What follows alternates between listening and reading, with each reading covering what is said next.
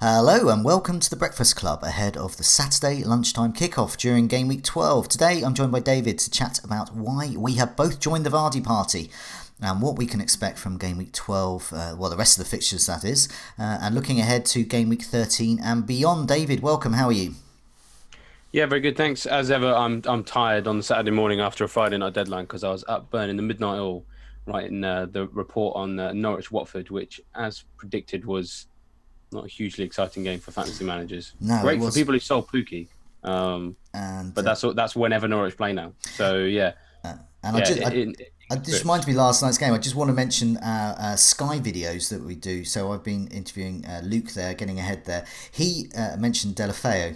I believe he may have got Delafeu in. So a very nice captain score for those that followed that advice. Do watch the next Sky video when that's on. Sorry, I just wanted to get that plug in.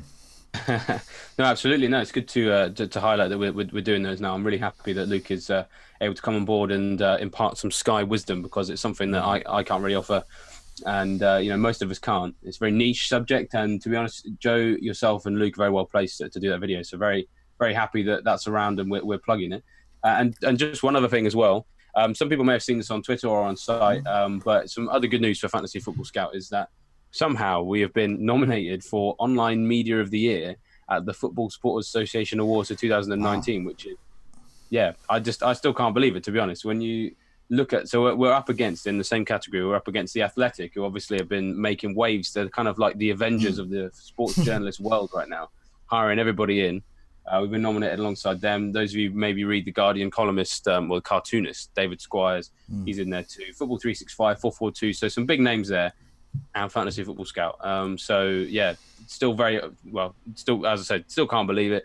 Really, really grateful to everybody who's part of the team here. So that includes yourself, Joe, Neil, Jeff. Other people behind the scenes like Chris and Paul, and the tech, and of course the moderators who do a thankless task as well. And of course the readers and the viewers as well. I mean, it's there's been a tremendous amount of growth for Scout over a period of quite a tough transition since Mark sort of handed the reins over. So to get this award nomination out of nowhere is really great. So yeah, thank you to everybody for help building us up to where we are now. It's good time for Scout. Yeah, I've just put up a link to on screen there about how people can vote as well, and we are putting that link in the when you're looking at the video. And on the podcast versions as well, we'll also put a link in there. So do have a look in the scroll down in the blurb that we write up there. So all details there. Meanwhile, let's turn our attention to Game Week 12. As you said, pretty drab affair last night. Norwich against Watford. Drab, unless you're Luke and those that followed his advice in Sky. So let's have a look at your team then. Simple question. Who's in, who's out? And I'll put in brackets, mention Vardy, because you've obviously got him in and captain him. I am going to have to mention Vardy, yeah. Yeah, so who's come in, who's come out? Yep. So, quite a lot of decisions to talk through here. How long have we got? We've got 11 minutes till the team news drops. So, it's been a couple of weeks of really kind of just wading through treacle, to be honest. So I knew I needed to shake it up. But this plan has been in the back of my mind for several weeks. It just needed to be timed right. Because obviously everybody's moving for Vardy after the Southampton game, but I had Aguero ahead of his Southampton game, so it just made no sense to make that switch then. And I kind of expected a lot more out of that game than we got, as in the Man City against Southampton. But funnily enough, Aguero did outscore Vardy by 1 point. So captaining Aguero, it worked, but only got me 2 additional points. But anyway, so the Vardy move was always going to happen. So I actually did it earlier in the week. Because I had 2 free transfers, so I didn't mind going early because Aguero's going to go down and Vardy's going to go up, so I just saved myself a bit of money, knowing that I still had a little bit of extra transfers to play with. And Vardy just, I mean, a lot of people, some people out there saying how can he keep it up? But it's Jamie Vardy. It's been going on for so long now. His relatively, well, not like low shot count, but it's certainly not like Salah levels of him. He's just incredibly accurate, and he's incredibly, every chance he gets is like, a lot of chances he gets are big chances, lots of chances he gets are on target. His goal conversion rate is something like 55% over the last 4 game weeks, and seems to have kind of followed that trend for most of the season. And then the fixtures are just so nice as well. Yeah. So, What You expect him what to continue this form. I'll just put the And fixtures the up on the screen now. Actually, we can see, yes, what we did on the fixture ticker on Fantasy Football Scout. You've got a sort by difficulty button. Click it and sort it for the next 6. So we've got Gameweek 12 involved in that as well. And there you go, Leicester at the top. Pretty much yeah, do it for 13, 14. Leicester is still at the top there. There's no wonder you've done that. exactly. So So that's yeah, the thing is, if he's going to regress, I feel like it's not going to be against these teams. I mean, Arsenal and Brighton in particular, I think are two great fixtures. Brighton in the last 4 matches are quite near the bottom end of the table for big chances conceded. But the great one about Arsenal is so we've been looking at we like to, as often as we can, target specific aerial matchups that are good for people. And basically, in the last 4 away matches, Arsenal have conceded the highest number of chances of any team in the whole Premier League through the centre, which, of course, is where Jamie Vardy operates. And it's just good for Leicester as a whole because so much of their creativity does actually come through the middle with Maddison and Tielemans, who, of course, you've signed this week, Joe. yes.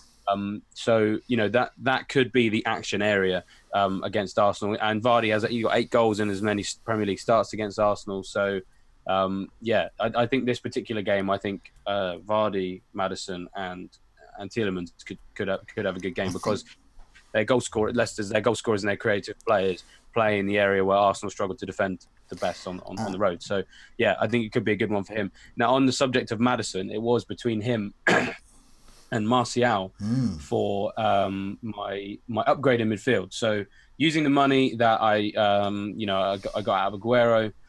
I spent most of that upgrading Hayden, although it probably should have been Cantwell at this point. Just one of my fifth midfield because I did end up with 2 of them. Because you're right, Joe. Cantwell is very much fifth midfielder now. Yeah. And the reason I went with Martial in the end was because I liked Man United's fixtures, and I kind of felt like even though Leicester's fixtures are very nice, and I think Maddison's going to do really well this week, I kind of felt a little bit uncomfortable doubling up on the Leicester attack. And I'm not saying it's a bad thing to do. But, I kind of don't like putting all my eggs in one basket. And we have at times seen Leicester's kind of attacking stats be not as good as we'd like. Isn't that they're bad, but it's just, there have been times when we've seen their XG be quite low and we've seen them have quite a small number of shots inside the box. Yes, maybe that's all it takes for Vardy, but Maddison can have games where, so the Southampton game, he just created 1 chance and scored a free kick. And I don't know. Martial for me felt like the more explosive asset. I kind of need to make up a bit of ground at this point. But Man United also have really nice fixtures. He's playing up front. I think every single shot he's had in the last 4 matches, although he's only played in 2 of them, all of them have been on target. And Brighton, last 4 away matches, are bottom of the league for big chances conceded. And people might turn around and say, yeah, fine, they played Man City in that run, but only about 26 or 7% of the big chances they've conceded in that run were away at Man City. So generally speaking, away from home, they are conceding quite a high number of big chances. As a Brighton fan, obviously, to put it on the, to be on the other side of Brighton, one of the problems has been being forced down to 10 men sometimes. And the other thing is VAR have just completely skewed all of their stats. I don't know what to make of their stats because they've been on the wrong and right side of so many decisions this season. I guess every fan of every club says that, particularly Villa fans should be saying that more. But I did consider Martial myself, but I just didn't fancy. I couldn't call that matchup with Brighton. I fancy Brighton to do something there. And then I looked at the rest of their fixtures. So they've got Sheffield United. Tough one, I think, now, these days. Villa themselves, tough one. Tottenham, you just said about their defence the next. And then they got Man City. And then it's not until game week 17 when they got Everton when I really, really, really liked Manchester United's fixtures. So I just looked at those and thought, I suppose looking at the likes of Leicester, they have got Everton. They've got Watford. They got Norwich as well, and of course they have Brighton. But they have Arsenal, and I consider Arsenal an easier game now than Brighton. Weirdly, is that weird? I know what you mean. Although Brighton are without Adam Webster today, though that probably means Duffy comes back in, so it's hardly a downgrade. But yeah, I totally see what you mean with Martial. I mean, I'm in an iron at the start of the week, but yeah, I don't know. I need something. I need something that. So a lot of people went off him because of the injury, and I feel like I just need to get in on some kind of bandwagon before it potentially starts, just to kind of make some ground back up. So yeah, I know it's not a completely safe call, but yeah, we'll see. Just the final thing on terms of my transfers, I went for Diogo Jota as my replacement for Pukki, and thankfully, I'm glad I sold. I actually held on to Pukki. I held on to Pukki way too long, and I said I'd hold him for Brighton and Watford because 2-3 weeks ago, Brighton and Watford were in particularly bad place in some of the defensive stats we look at. He then obviously blanked against Brighton, and in that time, Watford's defense has actually has improved massively. Like Janmat, I think in the last 5 matches, his points per game is like 6.8. They've kept 3 clean sheets out of 5. They could have had 4 if they didn't kind of have a bit of an error at the back against Spurs. So I'm not surprised at all that Norwich didn't score last night because Watford are becoming harder to beat. So yeah, getting rid of Pukki was a bit of a no-brainer. It was between Jota and Wood, and I quite liked Burnley's kind of short-term fixtures, but I didn't really like them long-term, and also Wood's had a bit of an injury. And I just feel there's a bit of an opportunity with Jota in the next couple of matches, especially with him suspended in Europe, just to get some nailed on time. And in the last 4 matches, actually, he's got a better minutes per XGI than Jimenez. So I'm not saying necessarily that he's a better option than Jimenez, but I do think that just kind of across the board, getting rid of Aguero, Hayden, and Pukki to replace them with Vardy, who we all need really, and then an attacker both from, because some people were sort of going, oh, it's either Martial or Jimenez, or Rashford or Jimenez or whatever. To get Martial and Jota, I feel kind of just sets me up quite nicely to tie in with the fixtures. Yeah, so it's a -4. Yeah. I think it's my second one of the season, and I'm relatively confident. And just before we come to, because we're going to have team news at 11:30, I do need to clarify one thing. I haven't been looking at the comments, but I'm sure they are all in absolute uproar. The man behind me, John Lundstrom, is not only is he on my bench, he's in my 3rd bench slot. Yeah. So, firstly, I'd like to apologise to Lord Lundstrom for doing that. I've had people have a go at me because of the histrionics of last week. But the reason that I put him there is because I just felt, so Cantwell obviously has let me down already. I thought he might nick something against Watford. That was a bit of a risk. But I do actually think that Burnley are more likely to keep a clean sheet than Sheffield United this week. Away from home, Sheffield United, they do concede quite a high number of chances. So over the last 4 away matches, Sheffield United are second bottom of the league for big chances conceded. And Spurs, generally speaking, they do tend to score goals at home. So I don't think Sheffield United will keep a clean sheet this week. They might do. He might prove me wrong, but I can't see a clean sheet there. Whereas I can for Burnley, who in the last 4 home matches are 3rd best in the league for big chances conceded. When in this week's Scoutcast was with Sam and Holly, we were talking about mistakes that we made and what we've learned from them. And I was saying that one of mine that I really learned last season with Wan-Bissaka was look at my 5th midfielder and just bung them to the back of the bench and move the likes of Wan-Bissaka, Lundstrom this season forward, because these are the guys. And each week, I've played, say, Lundstrom, but I've had Rico, for example, and then Rico's clean sheet points on the bench, which has been annoying. And so I think now that the so-called 4th, 5th defender is better than the 5th midfielder. So I just wonder, are you starting to think that as well? Because obviously with Cantwell there he is, first on your bench. We've needed benches this season, but just the 1 point. I think so. They're not really offering as much as we want. I do, So obviously, I'm talking about this post deadline. Had I kind of more accurately predicted that Cantwell would let me down, I probably would have put Lowton first sub. Yeah. And I'd still have Lundstrom in the second one. Just the final thing on why I'd be shocked if Sheffield United do too much away at Spurs is that, again, last 4 home matches, Spurs are 2nd best in the league for big chances conceded. So their defence at home actually has been quite good. So Lundstrom getting a goal, I think, would be unlikely. I think Sheffield United getting a clean sheet would also be unlikely. So I can understand why people are kind of putting Lundstrom in that slot because he did absolute bits last week. But I do just think it's a very different game to Burnley at home. And once it's out of the way, I'm gonna be using him, but I'll be using him. I'm someone who's pretty much started Lundstrom most of the season. So I don't think he's a bad option. But home against Man United, I'd be much happier starting him in that one. I just feel that there's a number of stats to give me the impression that Sheffield United, it'd be hard for Sheffield United to get a positive result away at Spurs, I think. Okay.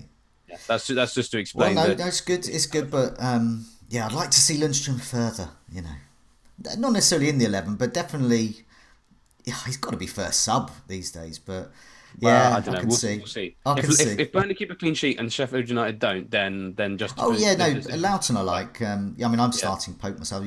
Same with you. But we'll come to my team in a bit because I understand we might have some team sheets in. So Yes, let's we have a look. do. And big Chelsea v news. Yeah, Palace. big. That's right. It's Chelsea v Crystal Palace, and what everyone has been wondering about Chelsea is who is going to be playing in midfield, and Mason Mount starts the game, which is Hurrah! fantastic news for those of us who've kept him in. Um, I'll run through the teams now because there are still some changes and there are some decisions that will be upsetting some fantasy managers. So it's Kepa in goal, Emerson in for Alonso, who by the looks of things isn't even in the squad. Left backs typically don't tend to end up on the bench if they've got some other options. So yeah, Alonso not in the squad. Tomori and Zuma both starting at centre back is very welcome. But Reece James starts at right back Ooh, and Cesar Azpilicueta is on the bench. no, So very exciting news that for is those of us exciting. interested in James because really good attacking option there. Then midfield, it looks like it's going to be. I mean, you can not always tell with Lampard. It could be a 4-2-3-1. It could be a 4-3-3. But we got Kante and Kovacic, and no Jorginho. So again, some other changes. Quite surprising. Mount could be in the midfield three, or he could be in the sort of like the attacking midfield behind the striker. But he's in the team. We've got Willian and Pulisic on the flanks and Abraham up front. So mostly what we want to see, Yeah. but owners of Azpilicueta, Alonso, Hudson-Odoi, rare Jorginho owners, a little bit disappointing. It's Azpilicueta and Hudson-Odoi are on the bench, but Alonso and Jorginho are not in the squad at all. Okay. What about Palace? Any surprises there? So Crystal Palace, you'll just have to give me one moment to pull it up. It's just coming up now. So Crystal Palace away at Chelsea, they have got Guaita in goal, Van Aanholt, Cahill, Tompkins and Ward as a back four. Then it looks like, I think that's a four-man midfield. So Townsend, MacArthur, I think, on the flanks with Kouyaté and Milivojevic in the middle, Zaha and Jordan Ayew up front, Schlupp and Kelly on the bench. So, not hugely shocking, not hugely interesting either. No offense to Palace fans, but we're not really interested in you today. No, I mean, I was interested in Jorginho there, and I'm just going to have a look. And yes, he is not there because he's suspended. I just wanted to clarify that because some people were saying, why is Jorginho not there? And yeah, he's suspended. He's a player I've always, in my dullard ways, flirted with. Should I get him in? Just the prospect of a cheap midfielder who gets the odd assist and gets the odd penalty as well. It's too good to turn. I may come to him at some point later in the season, but obviously he's got his suspension out of the way. He's free for me to flirt with once again. Let's have a look at my team. We got as I said, nothing surprising with Palace. But let's have a look at my team because it's very similar to yours in that it's made some changes. So we've made some changes. And I think a lot of managers have faced this. I've seen a lot of hits going around. I know that FPL Greyhead does a nice article for Fantasy Football Scout each week where he looks at the sort of called it veteran managers and those that are kind of active on social media and content creators. And lots of us took hits. I took my first hit of the season, so this is a rare one. I tend to take about 6 or 7 a season.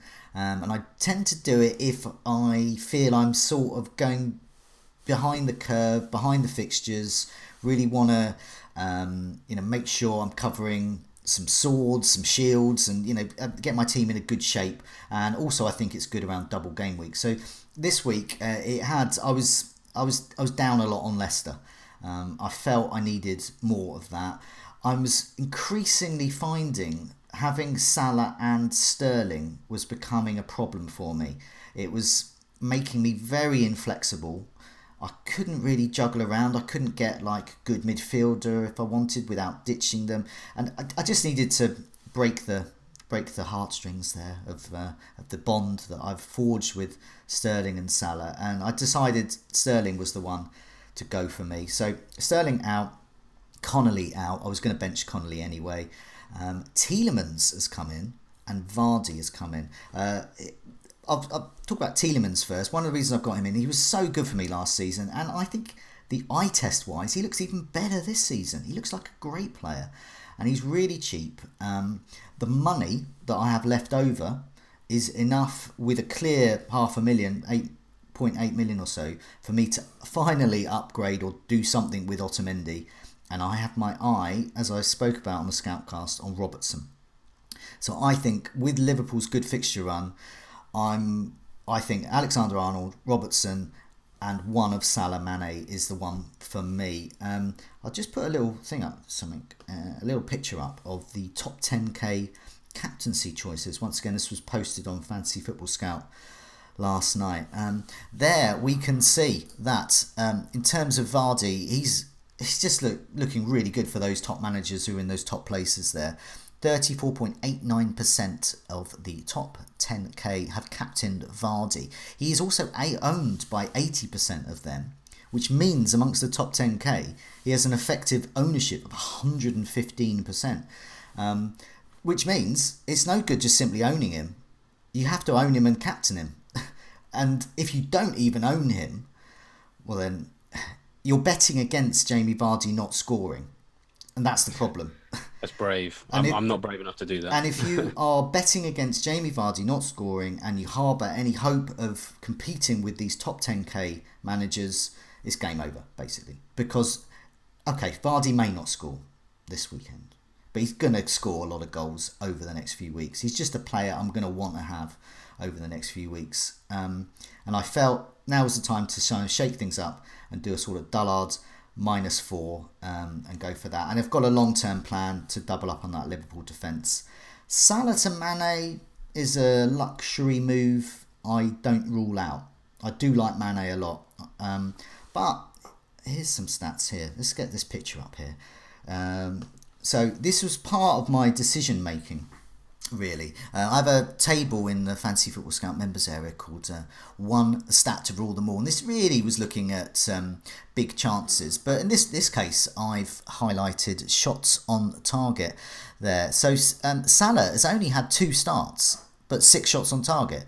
So I like that. But Raheem Sterling has had 3 starts and 1 shot on target. So I'm not so keen on that. And I thought, which one of them's got to go? I looked at the fixtures. Liverpool, much better fixtures. Man City have lesser fixtures. So that's the move I've made. I realise it's a gamble, but I'm at peace with it because I've got Jamie Vardy. I mean, was that part of your feeling with Jamie Vardy? Getting him in, just though, the ownership stats, the huge captaincy potential, and also that kind of Salah Sterling duet was starting to become a bit inflexible. Was that part of your thinking as well?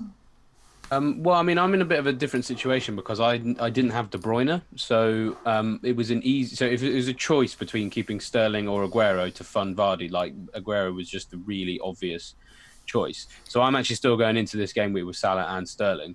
I know exactly what you mean about Sterling. He has frustrated me in terms of the accuracy, which we've been keeping an eye on through our stats, has frustrated me. And I feel kind of like I've been duped into Sterling a little bit. I don't know if I regret like not owning him at the start of the season. So, for example, Jules Breach, who's having a ridiculously good season, hasn't owned him at all. And obviously, I had a great season last year, and it seems like a long time ago now. And I owned Sterling for maybe no more than about 3 weeks throughout the whole campaign. And the first time I actually owned him was like in January, because rather than rely on someone who wasn't always going to start, and then even when he did start was feast or famine, it made him hard to captain, in my opinion, last year. And I was looking mostly at sort of Salah and a few others, and actually not being so wedded to Sterling actually it worked for me, because I could spread the funds into other areas, and I was mostly going with people who were more reliable. And this season, I've obviously, I mean, if I went back and had to make the same decision again without the hindsight, I still would have started with Sterling, just because the price was so high, so you knew that if he was going to bang, getting him in was going to be major surgery. His ownership was so high, and actually, to be fair, for the first sort of 4 or 5 game weeks, he was like electric, wasn't he? I mean, a hat trick in game week 1 is just amazing. So, but at this point, I'm thinking, yeah, maybe he's got to go. But the thing is so I was having this chat with Jeff actually because we were working out of Sterling and De Bruyne, who would you move on? And actually, so if you had to move one on for sort of flexibility reasons, everything like that, I still probably would have held on to Sterling, I think, out of the two, because actually De Bruyne the last couple of game weeks has kind of, I don't know, had a bit of a dip. And, when you look at Sterling versus, because a lot of people are going to be making these decisions, I imagine, looking at Sterling versus De Bruyne over, say, like the last 4 game weeks, like you can actually see that like Sterling's kind of offered more creativity, arguably, than De Bruyne, which is just crazy. So over the last 4 game weeks, admittedly, De Bruyne has played fewer minutes, but he's created 11 chances, Sterling's created 10. But for big chances, Sterling's created 4 of them, and De Bruyne has only created 1. So then from some angles, you could say Sterling's got the greater creativity. But at the same time, Sterling obviously still is more of a goal threat. Admittedly, yes, he's not getting these shots on target, but 11 shots in the box, 3 big chances. De Bruyne with just 4 shots in the box, 1 big chance, and no shots on target. So it's tough, obviously, because a lot of people are really wedded to De Bruyne for good reasons. But, personally, if we're worried about Man City rotation and the fixtures they've got, I think that if people were to consider moving De Bruyne around, I don't think it's the worst idea in the world. So lots of big, tough decisions to make with those Man City players. And I don't know what I'm going to do with Sterling in the coming weeks. We'll kind of see what happens, really. Well, I think if I was you, because I've got, I had De Bruyne and Sterling, so just De Bruyne now. I feel looking at the fixtures with Man City, I don't want to have no Man City heavyweight there. Yeah, and I look at those fixtures. So yeah, I mean, the stats I've got for the last 4 game weeks. So I think this is including because the stats would have included last night's match. So including that over what's 3 and 4 game weeks. But De Bruyne has 11 chances created, nevertheless, over the last 4 game weeks. But 10 by your measure, whichever it is, that's still a good measure there. And he's someone I got in because I thought he was undervalued. I got him in for 9 point something. He's 10 point something now. There's money to be lost there, but also I just think he's got a steady stream of points. Whereas I felt weirdly Sterling was costing me points because I was captaining him for these, against Southampton at home. I was captaining him for the games where he should be getting monster hauls, and he's not. So I was just thinking I'm just gonna have to sort of put in place something radical to stop myself the temptation to captain him. That's true. It's a good alternative because with De Bruyne you don't really feel the need to captain him, although of course he has helped people from the captaincy. But Sterling's price kind of stares at you and goes, "You should be captaining me, mate." Yeah. So I just thought that, and I don't rule out. I like the setup I've got now with a 3-4-3. And I like the fact that I do still have Salah and that I've got De Bruyne, because it gives me some flexibility there that if I did want Mane, for example, I did want to get Sterling in for Liverpool, because of course Liverpool have a blank fixture coming up when they're playing 1 million matches in 1 million continents coming up in game week 18 or so. So I'm looking at that, looking in advance really. Just before I'll ask you about what you're going to do from sort of game week 13 and beyond, I just put my goals imminent table up, which is good news for those of us that have kept Salah. Many people have been dumping Salah, so it looks like Salah is due a goal, but bad news for me, so is Raheem Sterling. What intrigues me though with that goals imminent table there is just looking at Sterling's, what he's been doing in terms of shooting. So yeah, 11 shots inside the box, that's absolutely great, but just 2 on target. Whereas Salah has 11 shots inside the box and 8 on target. So these are the kinds of, that's immediately with this table, you can see what the problem is with Sterling.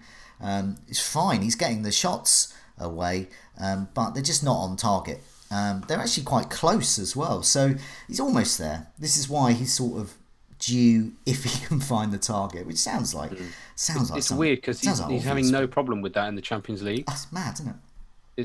But it was the same with Aguero. Aguero is a similar sort of position where He's having a decent number of shots in the box. Has a really high minutes per XGI.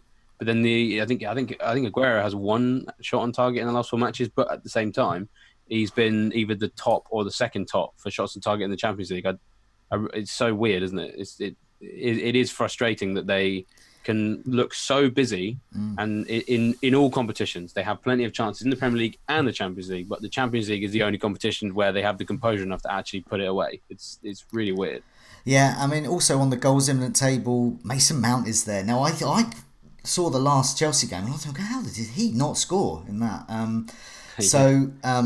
Hopeful, fingers crossed for us Mason Mount. There's lots of us.